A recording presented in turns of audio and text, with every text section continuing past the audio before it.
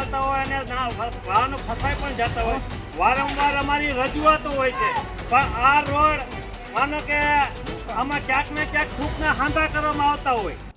રાજકોટના સ્માર્ટ સિટીના દાવાઓ વચ્ચે એક ચોંકાવનારી વાસ્તવિકતા સામે આવી છે. શહેરના વોર્ડ નંબર 12 અને 13ના લોકો છેલ્લા કેટલાય સમયથી નરકાગાર જેવી સ્થિતિમાં જીવી રહ્યા છે. વર્ષોથી રાહ જોયા બાદ રોડનું કામ તો શરૂ થયું, પણ અહીં ઉતાવળે ભ્રષ્ટાચાર પાક્યો છે. તંત્ર દ્વારા કરવામાં આવી રહેલું કામ માત્ર થૂંકના સાંધા જેવું છે અને આના કારણે ગોકુલનગર ઇન્ડસ્ટ્રી એરિયા તેમજ તિરુપતિ રેસિડેન્સીના રહીશો ભારે રોષમાં છે. આખી ઘટના શું છે તેના વિશે વિગતે ચર્ચા કરીએ. નમસ્કાર, તમે જોઈ રહ્યા છો ચક્રવાત ન્યૂઝ. હું આપની સાથે હેમંત.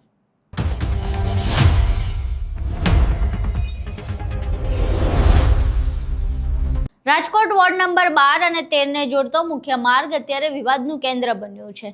ગોકુલનગર ઇન્ડસ્ટ્રીઝ અને આસપાસના રહેણાંક વિસ્તારોના હજારો લોકો દરરોજ ધૂળની ડમરીઓ અને ખાડાઓનો સામનો કરી રહ્યા છે. વર્ષોથી રજૂઆત બાદ જ્યારે રોડનું કામ શરૂ થયું ત્યારે લોકોને એવી આશા હતી કે મુસીબતનો અંત આવશે, પરંતુ અહીં ચિત્ર કંઈક અલગ જ જોવા મળ્યું. સ્થાનિકોનું કહેવું છે કે રોડ બનાવવા માટે વપરાતી સામગ્રી અત્યંત હલકી ગુણવત્તાની છે.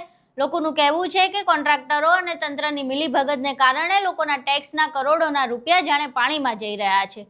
રોડનું કામ માત્ર દેખાવ પૂરતું કરવામાં આવી રહ્યું છે, જે એકાદ સિઝન પણ ટકશે કે કેમ તે એક મોટો પ્રશ્ન છે. અહીં સાંભળીએ સ્થાનિકો આ સમસ્યાને લઈને શું કહી રહ્યા છે. સાથીઓ નમસ્કાર, હું રમેશ મુછડિયા અને આપ જોઈ રહ્યા છો બધા ગોકુલનગર ઇન્ડસ્ટ્રીઝ એરિયાના જે નાના મોટા ઉદ્યોગકારો છે, જે પોતાના 12 કલાક કામ કરી અને જે રોડ રસ્તાના જે ટેક્સ ભરતા હોય, જે પોતાના મિલકતના ટેક્સ ભરતા હોય, પણ આ જે ગોકુલનગર મેઇન રોડ છે, જે 3 ઇન્ડસ્ટ્રી અને રેસિડેન્સીને જોડતો રોડ છે, જે ગોકુલનગર ઇન્ડસ્ટ્રીઝ એરિયા અને Gokulnagar residency, Tirupati industries area અને તિરુપતિ રેસિડેન્સી અને સમ્રાટ ઇન્ડસ્ટ્રીઝ એરિયાના, એટલે અહીંયા ભારે વાહનો ચાલતા હોય, નાના વાહનો ચાલતા હોય અને વાહનો ફસાઈ પણ જતા હોય, વારંવાર અમારી રજૂઆતો હોય છે, પણ આ રોડ માનો કે આમાં ક્યાંક ને ક્યાંક થૂકના હાંધા કરવામાં આવતા હોય કે જે આ તમે રોડ જે અડધો રોડ કરે છે ને અડધો રોડ જે અહીંયા જે ડીઆઈ લાઈન છે કે આમાં એવું કહે છે, કહેવામાં આવે છે કે આ 13 નંબર વાળા રોડ કરે છે અને આ 12 નંબર વાળા જે આ રોડ બતાવો તો આ રોડ થોડોક છે, આ 13 નંબર વાળા કરે છે, અહીંયા આ બતાવો આ 12 નંબર વાળા રોડ કરે છે. 12 નંબર વાળામાં અહીંયા ડીઆઈ લાઈન નાખી ત્યારે આ રીતના મેટલિંગ કરવામાં આવેલ નથી, થૂકના હાંધા કરવામાં આવેલ છે. જે ગોકુલનગર ઇન્ડસ્ટ્રીઝ એરિયા હોય, સમ્રાટ ઇન્ડસ્ટ્રીઝ એરિયા હોય કે તિરુપતિ ઇન્ડસ્ટ્રીઝ એરિયા, ત્યાં જે નાના મોટા ઉદ્યોગકારો જે રાત દિવસ મહેનત કરી અને પોતાના ટેક્સના પૈસા અને આ ટેક્સના પૈસા ગઈ ભેંસ પાણી મેં એના જેવું કામકાજ થાય છે, કેમ કે અહીંયા કાંઈ થૂકના હાંધા થાય છે. અને હું આ 18 કલાક કામ કરી રેલો આપણે પરસેવો ઉતરે છે, તકલીફ પડે, પરસેવો સાઈડ માથાથી માંડી આગળ પાછળ થઈ અને છે પેને ઉતરે છે પરસેવો ભાઈ, એટલે તકલીફ તો પડવાની. આ મહાનગરપાલિકા, આ તંત્ર કોઈ અમારો વેરો મેકી નહીં દે.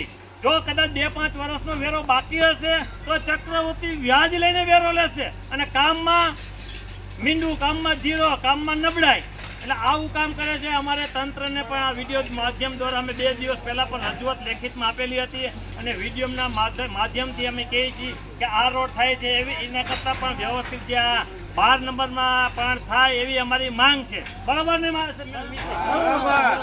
હાલો, જય ભીમ. અહીં તમે સ્થાનિકોને સાંભળ્યા. હવે આ દ્રશ્યો અને લોકોની સમસ્યા સાંભળ્યા બાદ તંત્ર ઉપર પ્રશ્ન થઈ રહ્યા છે કે શું કોર્પોરેશનના એન્જિનિયરો આ કામનું સુપરવિઝન કરવા આવે છે ખરા? જનતાના પરસેવાના પૈસાનો આટલો વેડફાટ કેમ થઈ રહ્યો છે?